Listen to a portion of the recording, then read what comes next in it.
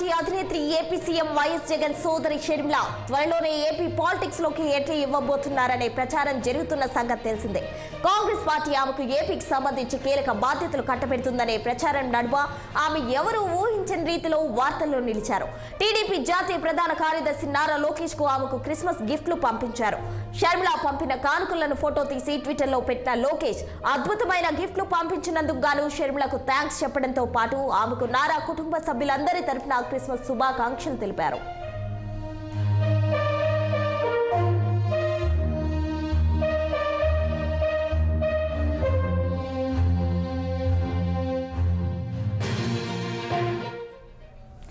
మరోవైపు తన సోదరుడు వైఎస్ జగన్ కు ప్రత్యర్థి అయిన నారా లోకేష్ కు షర్మిల క్రిస్మస్ కానుకలు పంపించడం ఏపీ రాజకీయాల గురించి అవగాహన ఉన్న వారికి ఆశ్చర్యం కలిగించింది.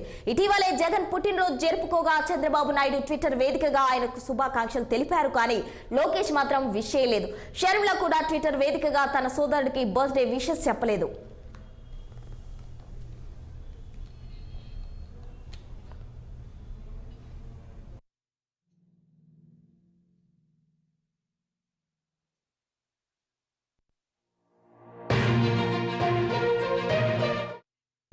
ఇదే అంశానికి సంబంధించి మరింత సమాచారం విజయవాడ నుండి మా ప్రతినిధి కృష్ణ లైవ్ లో అందిస్తారు. కృష్ణ, చెప్పండి.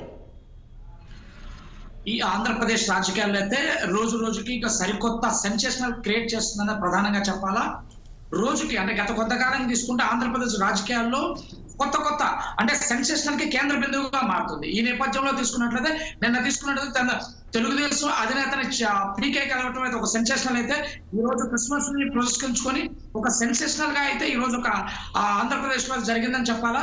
ఏదైతే వైఎస్ఆర్ కాంగ్రెస్ పార్టీ తెలంగాణ అధ్యక్షురాలు వైఎస్ జగన్మోహన్ రెడ్డి గారి సోదరు వైఎస్ షర్మిల అయితే ఒక ఈ రోజు తీసుకుంటే ఒక సరికొత్తగా తెలుగుదేశం పార్టీ అధినేత చంద్రబాబు నాయుడుకి కానీ ఇటు లోకేష్ బాబు కానీ ఒక గిఫ్ట్లు అయితే పంపించి ఈ గిఫ్ట్ల ద్వారా క్రిస్మస్ శుభాకాంక్షలు అయితే తెలపడం అయితే ఒక ఆంధ్రప్రదేశ్ రాజకీయాలు ఒక సెన్సేషనల్ గా అయితే మనకి ఈ రోజు క్రియేట్ చేసిందని చెప్పాలా.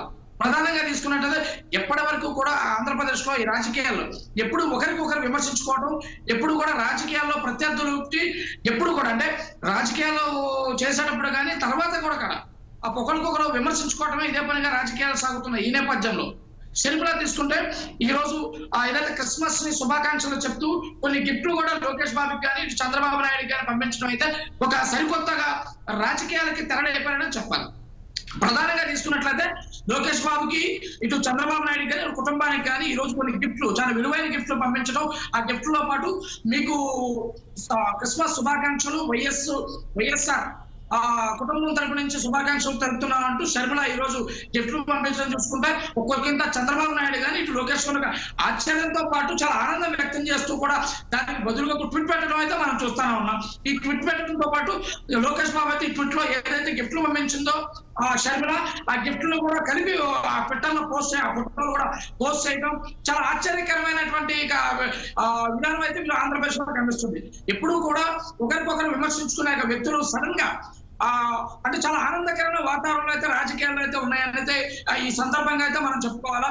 ఏదైతే షర్మిల అయితే చాలా శుభాకాంక్షలు చెప్తూ మీకు రాబోయే 2024 అంతా కూడా మంచిగా జరగాలి, అంతా శుభమే కలగాలని చెప్పి ఈ సందర్భంగా ఆమె పంపించినటువంటి ఏదైతే ఆ గిఫ్ట్తో పాటు పంపించారో మెయిల్ దాంట్లో కూడా చాలా వారికి శుభం కలగాలని చెప్పడం చూసుకున్నట్లయితే ఒకంత వైఎస్ఆర్ కాంగ్రెస్ పార్టీలో ఉన్నటువంటి శ్రేణులకు కూడా ఒక ఆశ్చర్యానికి గురి చేస్తున్నట్లయితే మనం స్పష్టంగా చూడాలి.